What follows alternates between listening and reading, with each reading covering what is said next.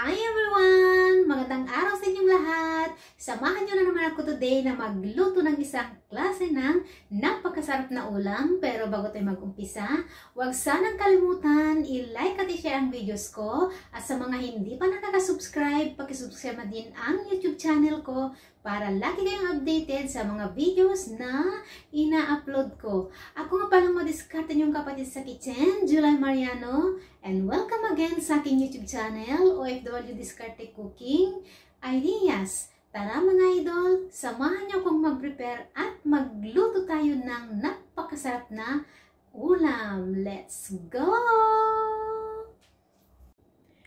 Yan ang ulam na lulutuin natin today mga idol. Isang klase ng ulam na napakaanghang, Bicol Express mga loads.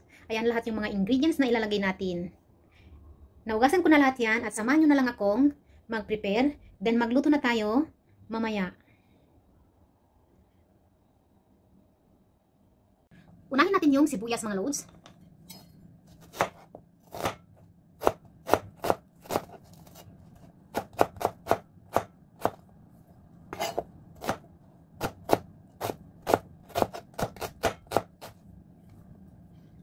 Then set aside natin. Next is yung luya mga lodi. I-mince lang natin. Pampatanggal ng lansa mga lods.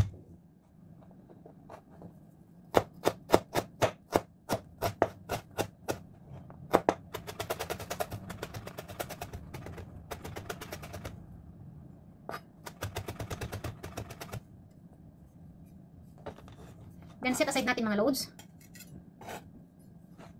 Next is yung bawang.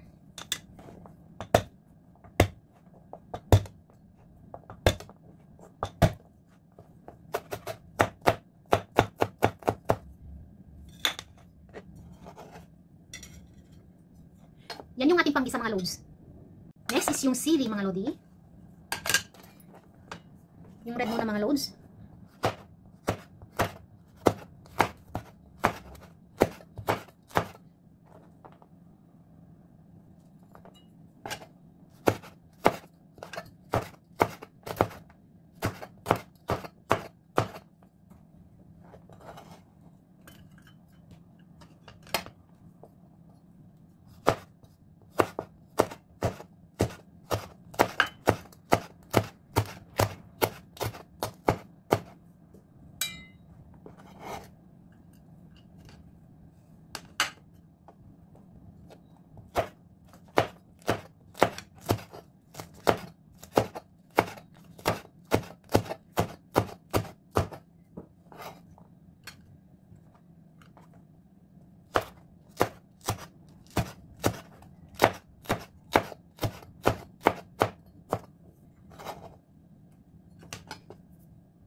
Next is yung pork belly natin mga loads. May buto siya mga loads.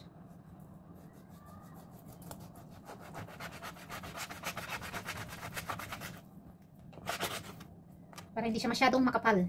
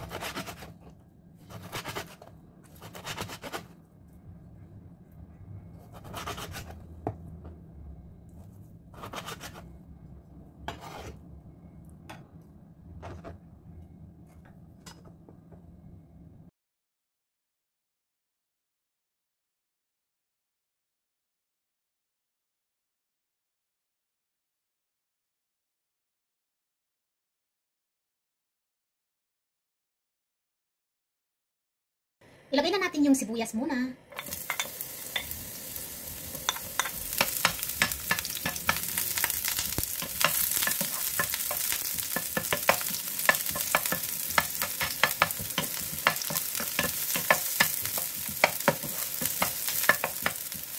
Sunod natin yung bawang at luya.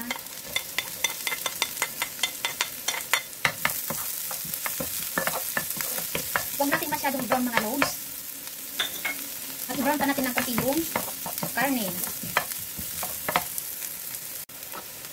Pwede na natin ilagay yung belly pork.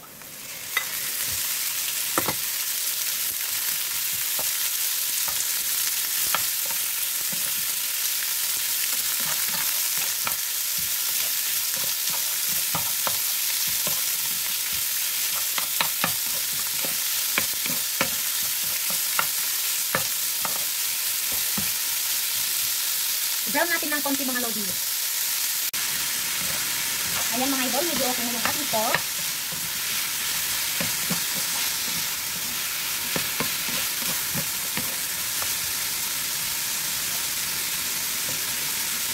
Para manuot yung lasa ng ating shrimp paste, igisa natin mga lods together with the, magtira tayo ng konti.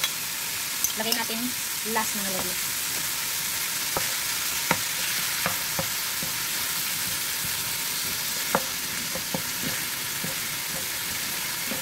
Igisa natin mga loads para mas lalong masarap ang ating Bicol Express. Ang bango mga lodi. Sumasayaw yung aking kawali.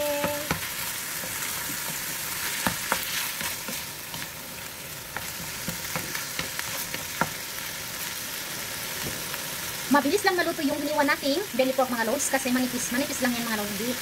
Mga 15 minutes luto na yan. Ilagay na din natin yung sili mga loads. Maanghang lahat ng mga lodi.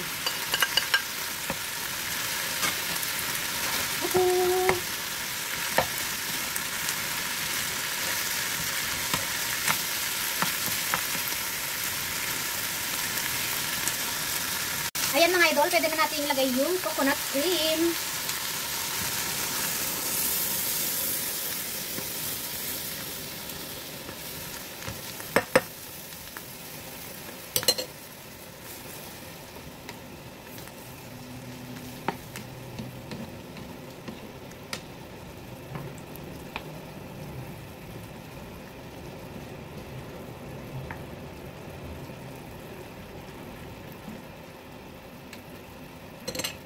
I-simmer natin ng 15 minutes mga loads. Then, timplahin na natin mamaya.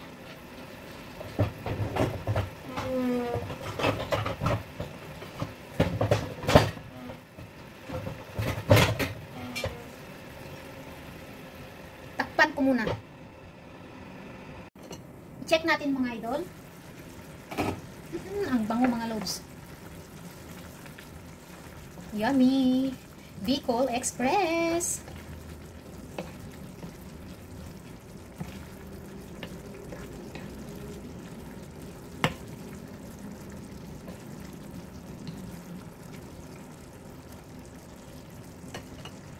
Tingnan natin kung okay na yung belly pork mga loads. Kung malambot na siya, tikman natin. Ayan.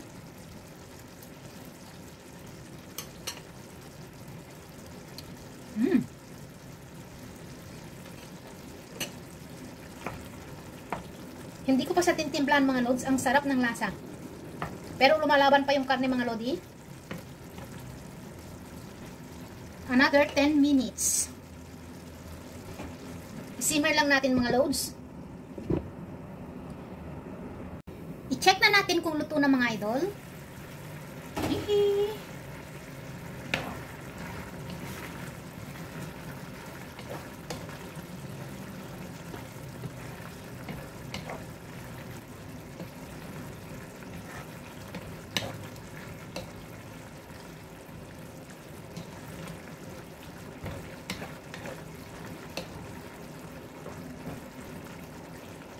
Ang bango mga loads. Ilagay na natin yung tinira nating alamang mga lodi.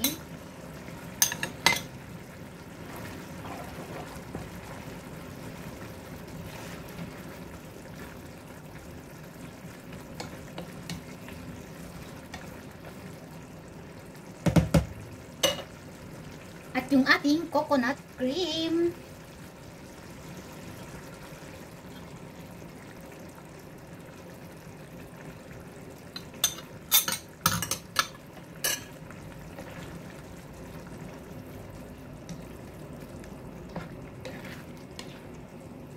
Yummy! Bicol Express.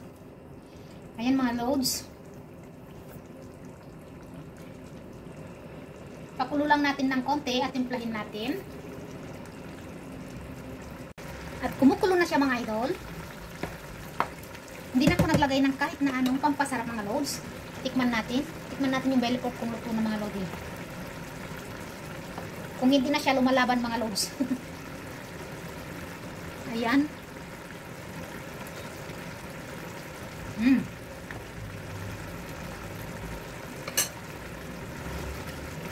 Sarap mga loads. Yummy. Luto na ang ating Bicol Express. Ayan. Pwede ko na siyang i-switch off mga idol. At hanguin na natin ang ating napakasarap na Bicol Express.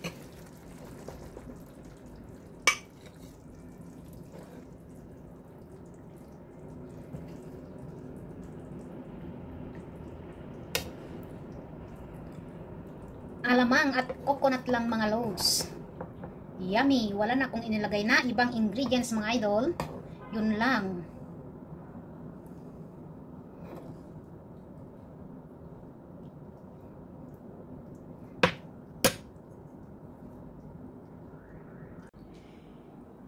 Creamy.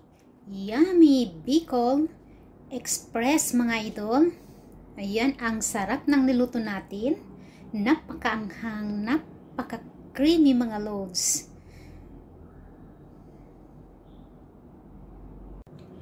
Thank you so much for watching my video. Don't forget to like and share and subscribe to my YouTube channel para lagi kayong updated sa mga videos na ina-upload ko mga idol at sa mga ulam na niluluto ko. Ayan, isang napaka-creamy at napakaanghang, napakasarap na ulam na naman ang recipe natin today. Sana nagustuhan nyo. Ayan mga lods, see you again next videos. Bye! Salamat!